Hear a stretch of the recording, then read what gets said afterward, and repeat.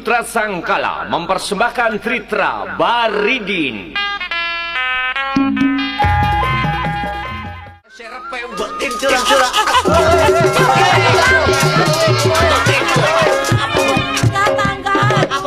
Kacang Baridin ya harapan bunuh diri kendang. Emang teman Ada jimprat-jimprat, coba dalam urat terkintil sampai akhir. Ai, Mang Bun, Anaknya sampean niku bocah bener ta bocah bener. ai bocah tak bener ya bener. Bener priben sih. Wong tua dikongkon mangkat dingin tekaning sawah laka Baridin laka kebo Baridine di maning. Assalamualaikum warahmatullahi wabarakatuh. Kali ini saya akan menceritakan tentang cinta sejatine Baridin bersama Ratminah. Cerita ini dikutip dari Tarling Putra Sangkala yang dipimpin oleh Haji Abdul Ajib. Marilah kita saksikan bersama saja cerita dari Baridin dengan Suratminah. Di suatu hari di sebuah desa, yaitu tepatnya di daerah Cirebon gitu ya, di perbatasan Cirebon Indramayu, yaitu ada seorang kekasih, ada seorang pasangan muda-mudi yang sama-sama jatuh cinta. Pertamanya dia menolak, tapi akhirnya dia jatuh cinta karena dipelet oleh seorang laki-laki itu. Laki-laki itu bernama si Baridin.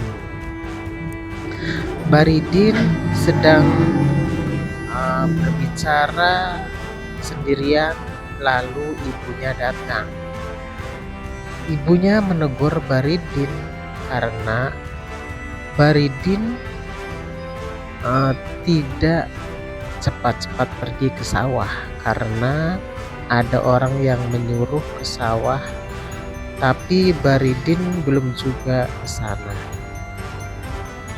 Lalu ibunya menyuruh Baridin untuk cepat-cepat pergi ke sawah karena ada orang yang menyuruh untuk menggarap sawahnya dengan weluku. Ketika itu ibunya juga ditegur oleh orang yang punya sawah karena sudah lama Baridin disuruh tapi belum juga pergi. Lalu ibunya cepat-cepat mau menyuruh si Baridin. Baridin, Kenapa, Mbok? iki anak Wabu Nawas. Wah bunawase sampe mene dewek ya wah. Isiraku priben perjanjian meluk kuning sawah isun tekan kita tekaning sawah sire masih ning omahku priben maksudnya sira. Sampun kirang pemaklum wabun. Apa Adat mukakat menusa panggonan salah lan luput. Asale mau dalu kula nonton wayang dari arif mata sama enjing. Udah dikalen. Lamun benjing mah limawan pripun wak. Din mas saya kita nggawa tumpeng digawa balik maning. Yakin sih disidakaken yang kita nggawa tumpeng. Dados saniki mawon. Tetangga yang punya sawah yaitu namanya Pak Bunawas. Pak Bun segera memberikan bekalnya kepada Baridin untuk dibawa ke sawah. Dan Baridin pun cepat-cepat siap-siap untuk pergi ke sawah untuk menggarap sawahnya Pak Bunawas. Lalu Baridin juga menanyakan letak sawahnya itu letaknya di sebelah mana. Baridin pun segera menanyakan. Lalu Pak Bunawas pun menjelaskan letak sawahnya itu di sebelahnya tetangga-tetangganya si Baridin. Lalu Baridin pun sudah tahu letak sawahnya Pak Bunawas itu. Kemudian Baridin permisi sama ibunya untuk pergi ke sawah. Bae mama sih bakal pengen mangan sing enak kudu bae ngongkon anak ning pasar. Sebenernya Ratmin aku sungkan bakal mangkat ning pasar. Kudu bae bocah nom-noman udag-udag. Tapi yang perintah wong tua ya kudu diturut mangkat pe Ana wong ada weluku. Mang, sampai aku wong blesak ya ada weluku mangkat payu Arep nggo meluku sawe Bunawas kini biganjen. Baridin demen ora kapok. Melayu aning lak-lakaning naga. Tek udak mangsa burungan. Apa beli isin? Baridin wong miskin. Leniat Wong duwe niat kudu sing kuat. Lamun kula gening sampean apa sing kanggo pasrahan. nyatampana Sungkan pasrahan aku. weluku Aja geger wong. lima. Sun ngerti sira nolak aja mecicil mecilah. Plesak ampune plenak omongane kaya wong soang. Ing Baridin kepengen kawin. Rujak merak campuran rujak pace. Ya merak ya manuk bence. Ya merak ya manuk bence. Kayak kene dari wong bles. Di sisi lain, di rumah Mbok Wangsi sedang menunggu Baridin. Baridin lama belum pulang-pulang dari sawah. Ibunya pun gelisah. Tiba-tiba ada Pak Bun datang untuk menegur ibunya karena Baridin di sawahnya itu tidak datang, tidak bekerja untuk mengolah sawahnya. Makanya itu Pak Bunawas pergi ke rumahnya Mbok Wangsi sambil marah-marah. Pak Bunawas pun mengatakan bahwa si Baridin itu tidak ada di sawahnya. Sawahnya pun terbengkalai, tidak digarapnya. Makanya Pak Bun menyusul ke rumahnya Baridin. Ternyata Baridin di rumahnya pun tidak ada. Ibunya pun tidak tahu Baridin itu kemana.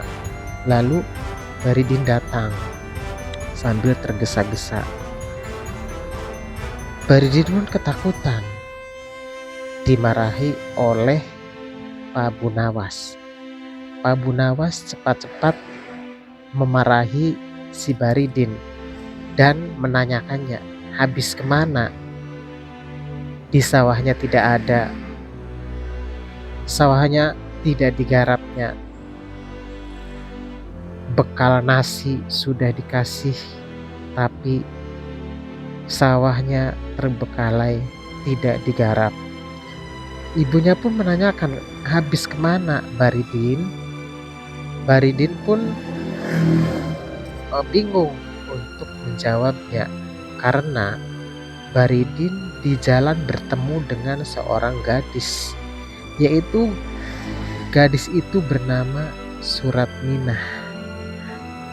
Lalu Baridin tidak jadi menggarap sawahnya Pak Bunawas karena bertemu dengan seorang gadis idamannya. Baridin mencintainya.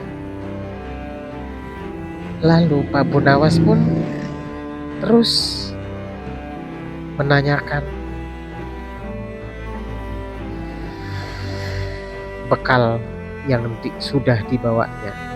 Lalu Pak Bun tidak terima karena bekalnya itu sudah dimakan. Kerjanya tidak, bekalnya sudah dimakan.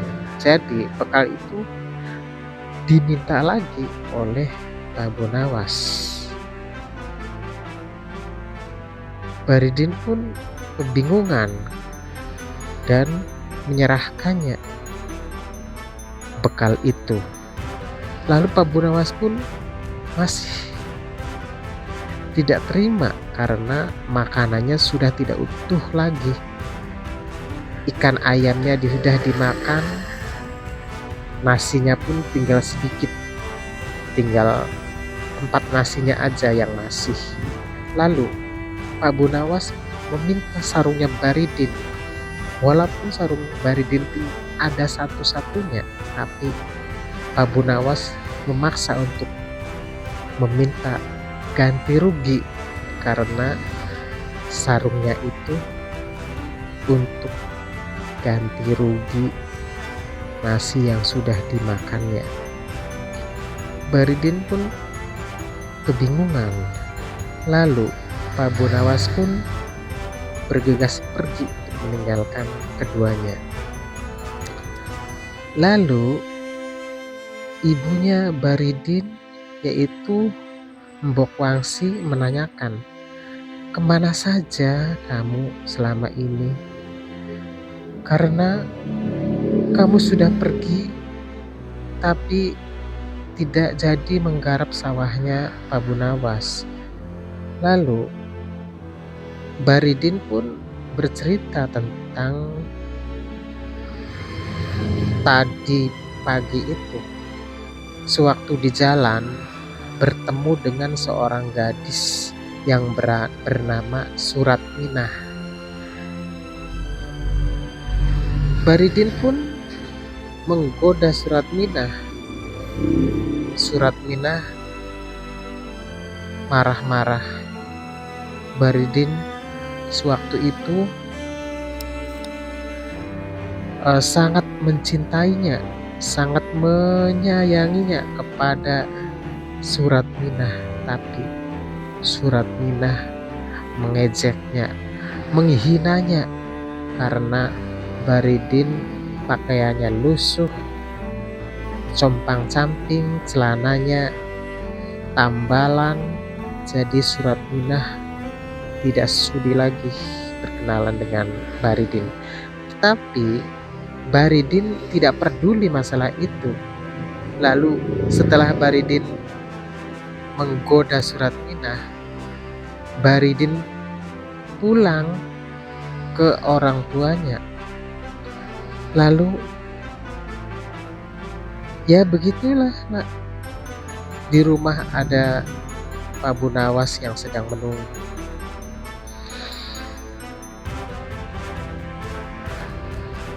Baridin pun bersedih karena ingin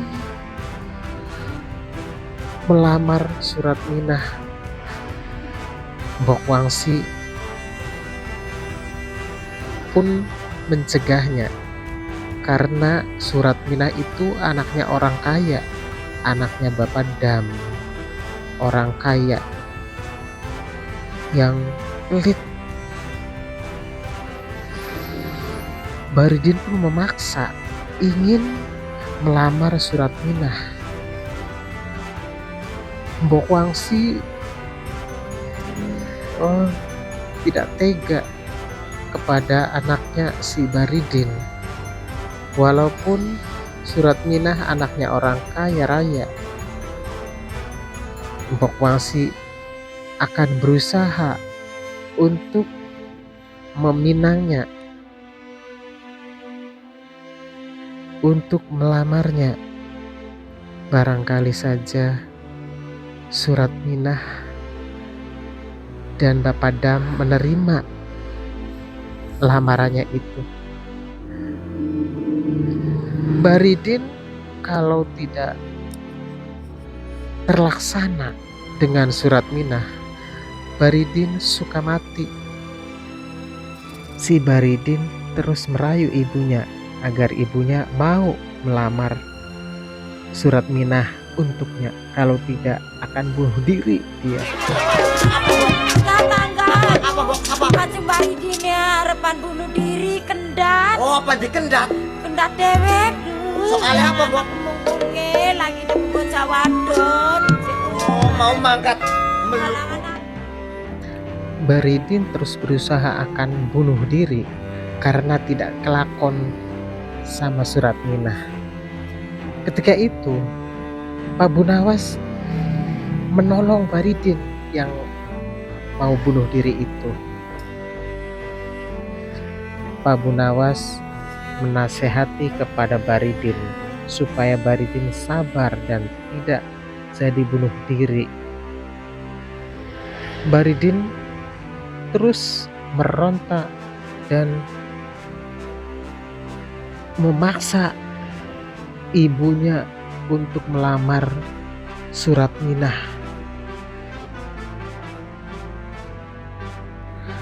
Pak Bunawas pun terus menasehati Baridin agar Baridin sabar dan tidak lagi mau bunuh diri, karena orang bunuh diri itu dosa. Pak Bunawas terus menasehati Baridin agar Baridin tidak lagi putus asa. Ibunya pun mau menuruti dan mencoba untuk pergi ke rumahnya Bapak Dam, yaitu yang punya anak surat Minah namanya. Baridin terus merayu ibunya agar ibunya mau untuk pergi ke rumahnya Bapak Dam. Lalu Pak Bunawas pun segera pergi. Baridin sekali lagi minta untuk ibunya untuk cepat-cepat pergi ke rumahnya Bapak Dam, ke rumahnya surat Minah. Mbok Wangsi pun bingung mau bawa apa untuk pergi ke rumahnya Bapak Dam. Dan terus Mbok Wangsi ingat punya pisang 3 biji. Pisang 3 biji itu untuk melamar surat Minah, untuk meminang surat Minah agar bisa diterima lamarannya itu.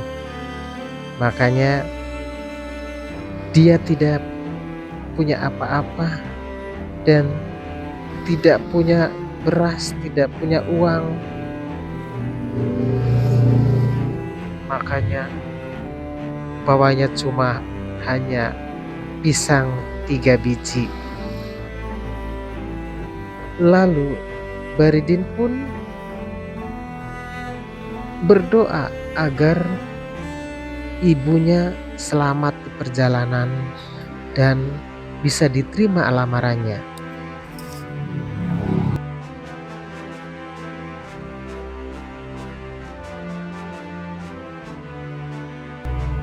Aduh, iki pikiran ki belenak temen dinakin kia. Macem-macem warna-warna reruwet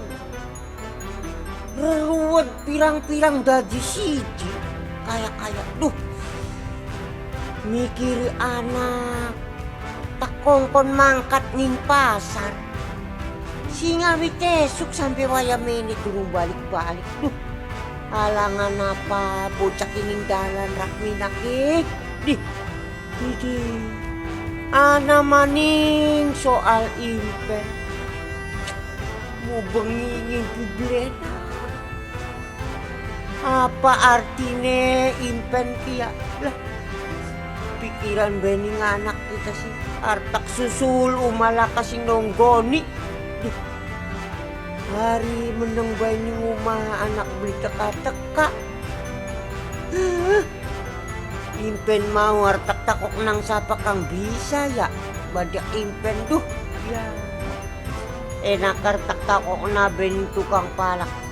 Ana uang beli yaning kok ngadang uang liwat bukan bayar anak lah Setelah gegelendengan di kamar, di ruang tamu, Bapak Dam ingin menanyakan kepada tukang palak kebenaran tukang palaknya lewat di depan rumahnya. Dan Bapak Dam menanyakan tentang orang yang lewat tersebut. Orang lewat tersebut adalah benar-benar tukang palak. Tukang palak itu tukang palak yang sudah terkenal. Yang sudah terkenal di seluruh Republik Indonesia. Kerjanya sudah kemana-mana. Sudah dipanggil kemana-mana, sudah terkenal di pelosok-pelosok desa, di pelosok-pelosok kota. Bapak Dam ingin cepat-cepat menanyakan tentang mimpi dirinya tadi malam. Yaitu Bapak Dam akan menanyakan tentang mimpinya itu. Soalnya mimpi yang tadi malam itu mimpi yang tidak wajar. Dan mimpi yang menjadi grunek-grunek dalam hatinya.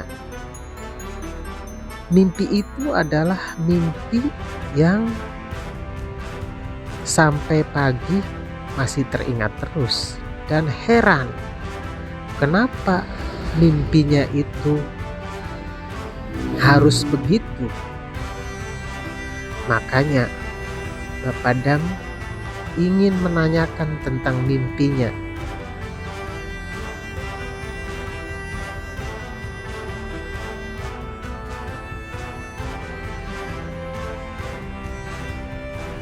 Sebelum menanyakan mimpinya, Bapak Dam ngobrol-ngobrol dulu kepada tamunya itu. Kebetulan tamunya itu pas orang yang pintar dan orang yang bisa menebak mimpinya. Mimpinya akan diceritakan kepada tukang palak itu. Tukang palak itu mendengarkan cerita mimpi dari Bapak Dam. Bapak Dam mimpinya yaitu topongan perak yang sebesar lumpang. Dan akhirnya tukang palak itu memperlihatkan alat-alat dari menebak mimpi-mimpi itu. Sebelum menebak mimpinya Bapak Dam minta untuk memperlihatkan telapak tangannya yang sebelah kiri. Lalu Bapak Dam memperlihatkan tangannya.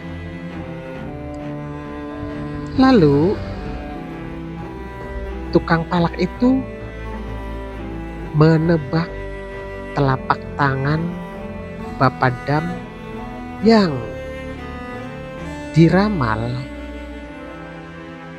Bapak Dam orang kaya dan banyak sekali kapal-kapal yang di telapak tangan Bapak Dam itu. Setelah menebak telapak tangannya dan dilihat telapak tangannya oleh peramal itu, Bapak Dam terus percaya karena si peramal itu orang yang menebak dengan pas, dengan tepat kepada mimpinya Bapak Dam itu. Lalu Bapak Dam menceritakan lagi tentang mimpinya yang semalam, yaitu mimpi yang topongan perak yang segede lumpang. Lalu Bapak Dam ditebak juga oleh peramal itu bahwa Bapak Dam itu wong sugih melawan dunia dan akan kehilangan hartanya. Dan juga Bapak Dam mempunyai anak satu akan gila, akan menjadi orang gila. Bapak Dam terus ditebak dan diramal oleh si peramal itu. Beginilah suara dari Bapak Dam dan si peramal itu. Yen sampean duwe anak kang masih perawan aran Suratmina, bakale arpan edan.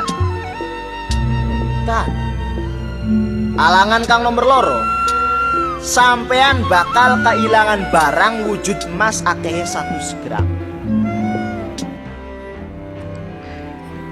Hingga Bapak Dam marah semarah-marahnya karena dibilang anaknya gila. Bapak Dam tidak masalah harta-hartanya itu hilang.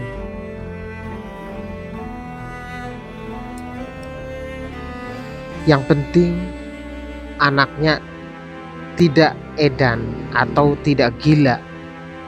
Peramal itu menebak anaknya yang bernama Suratminah akan gila. Jadi Bapak Dam terus marah kepada tukang peramal itu. Lalu si tukang peramal itu minta bayaran kepada Bapak Dam, tetapi Bapak Dam tidak mau mengasih, malah mengusirnya. Saking ngina. Jadi sampean tetap dipercaya, Pak? sudah pengen pulang, balik. Iya. Lamun kebuktian anak sampean edan, tanggung jawab sampean ning kula priben. Tanggung jawab, Ya, sampean upaya perjanjian apa ning kula? lamun iya nyata edan. Lamun kebuktian. Sampean marah kamaning gawa golek.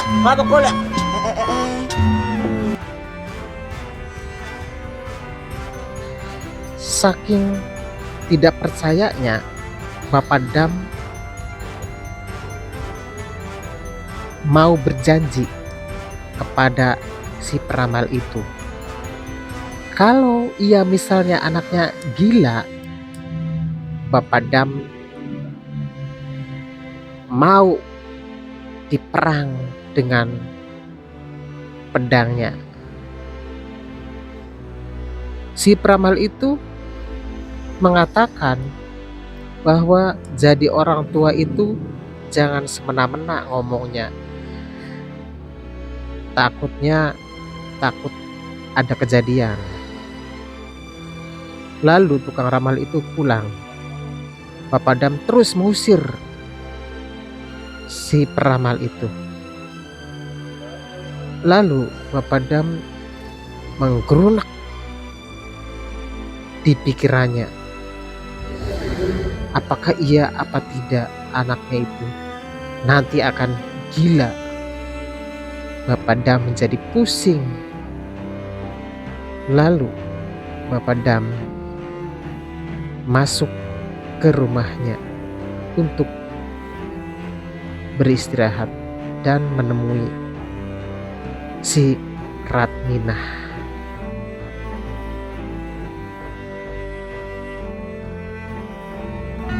Ajaran mas pirang-pirang ditake. Iki nang edane. Bulan-bulanane. Untuk sembarangan selagi pikiran anak durung balik-balik. Sampai waya mene.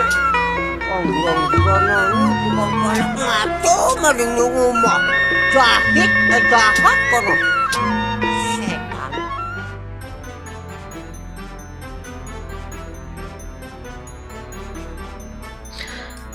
Ketika Bapak Dam sedang berbicara sendirian saja, tiba-tiba Ratminah datang dari pasar. Lalu Ratminah pun menceritakan tentang kejadian-kejadian di pasar tadi. Menceritakan ada orang yang mengganggunya di pasar tersebut. Bapak Dam sedari tadi gelisah dan was-was menunggu anaknya itu lama sekali untuk disuruh pergi ke pasar. Terus Ratminah terus menceritakan tentang kejadian-kejadian yang dialaminya di pasar tadi, yaitu ada orang yang mengganggu dan ada orang yang ingin melamar si Ratminah. Orangnya yaitu orang yang bajunya rombang-rambeng, celananya tambalan, dan membawa peluku alias bajak sawah yang terbuat dari kayu. Bapak Dam heran, kenapa orang yang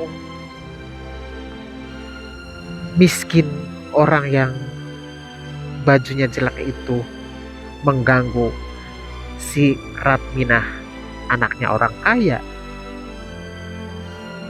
Si Ratminah juga heran, kenapa orang tersebut ingin mendekatinya padahal baunya pun sangat kecut dan bau keteknya sangat bacin gitu.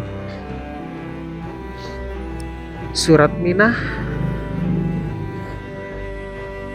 mengejek dan menghina si tukang bajak itu alias Baridin. Si Ratminah terus menceritakan tentang si Baridin yang mengganggu di jalan tadi. Orangnya jelek, bau, dan juga bajunya rombang-rambing. Tiba-tiba ada tamu malam-malam, yaitu tamunya perempuan. Tamunya yaitu ibunya Baridin, Mbok Wangsi. Lampue Pak Tinggul mebyo, jogane walin leret kayang kono. Bareng kita ora ilok-ilok ngedek jogan semene lunyu enggak keslarak beli iki. Hari kajeng Baridin ku ya orang ngubur.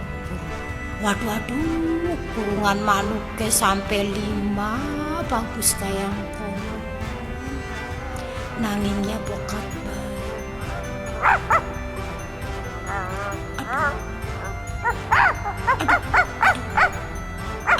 Anak Bobi ya. Ratminah?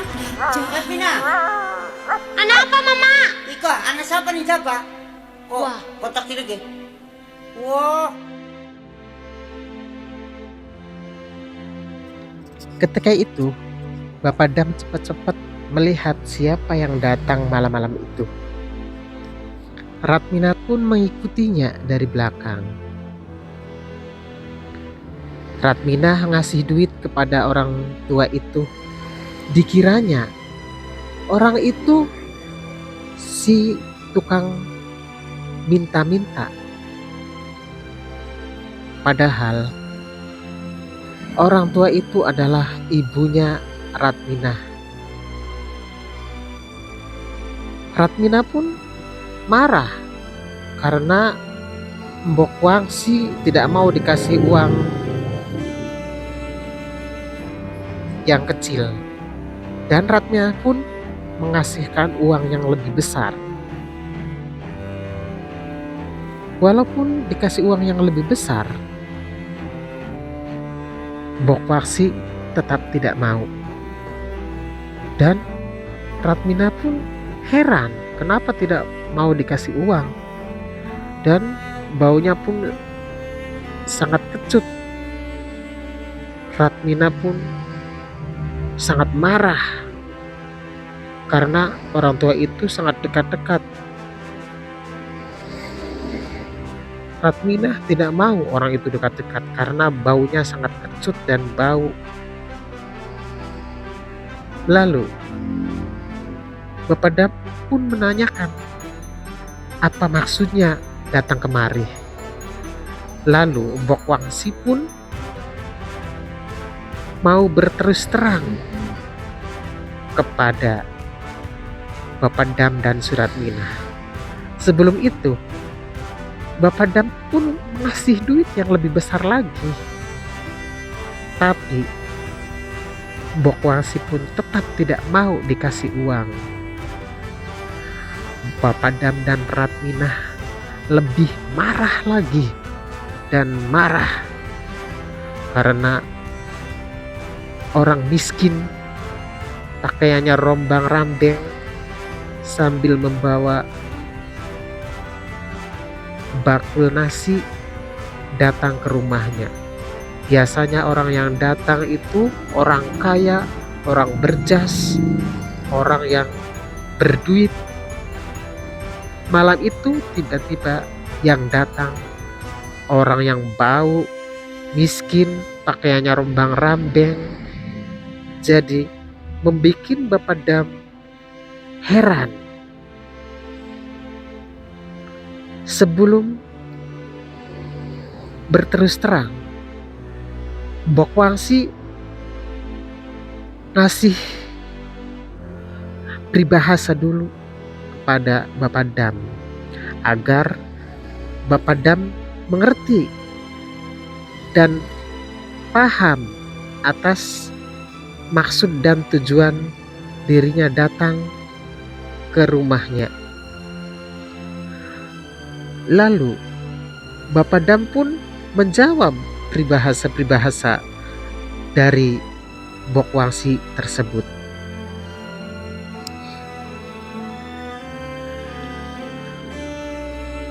Bapak Dam terus menjawab peribahasa-peribahasa dari Mbok Wangsi.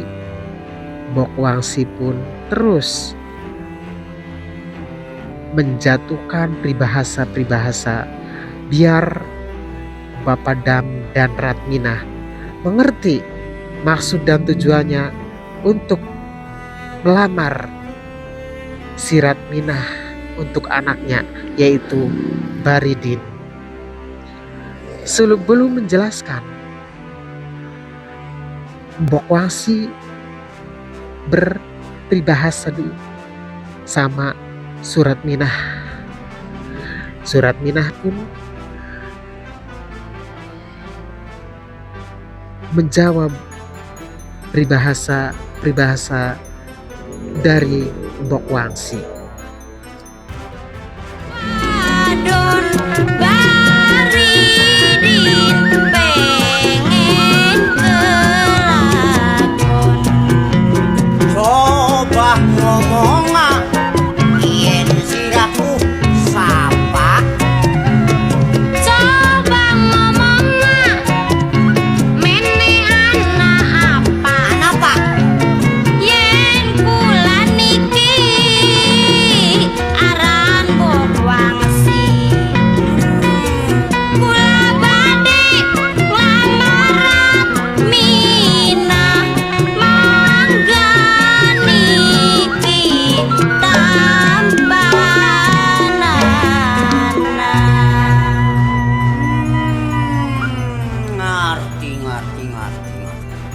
Jadi si laki milih-milih perluar pan melamar anak isun. Ratmina dilamar sila wong macam kaya konot. La ilaha illallah. Ngutak pikiranane jahat si laki ini. Kurang ngajar. Ternyata Bapak Dam baru paham bahwa Bokwangsi adalah tujuannya ke situ untuk melamar Suratminah untuk anaknya yaitu Baridin, sambil membawa 3 biji pisang untuk lamaran. Suratminah pun menertawakan bawaan dari Bokwangsi itu. Lalu Ratminah menanyakan tentang tujuan. Kanggo anaknya siapa? Kangge putra kula nok Siapa rane? Kacung Baridin leres. Wah, Baridin kayak sing lagi ketemu kita sing pasar Rika. Mbok, sing bocah sing manggul-manggul weluku. Langgin Bocah sing dengkule tambalan, celanae Tambalan.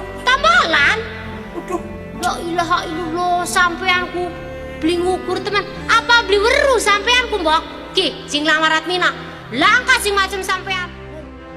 Ketika itu Ratminah pun menjelaskan tentang orang yang datang ke rumahnya. Orang yang datang ke rumahnya itu tidak seperti Bokwangsi miskin. Orang yang datang itu orang yang kaya-kaya. Lalu Bapak Dam marah, lalu membawa air termos, air panas, menyiramkannya ke tubuh Bokwangsi. Lalu Bokwangsi pun kepanasan dan lari pergi untuk pulang. Begitulah kisah dari Baridin dan Suratminah. Sudahi dulu sampai di sini. Nanti kita sambung kembali. Jangan lupa subscribe, like, dan komen. Dan terima kasih. Assalamualaikum warahmatullahi wabarakatuh.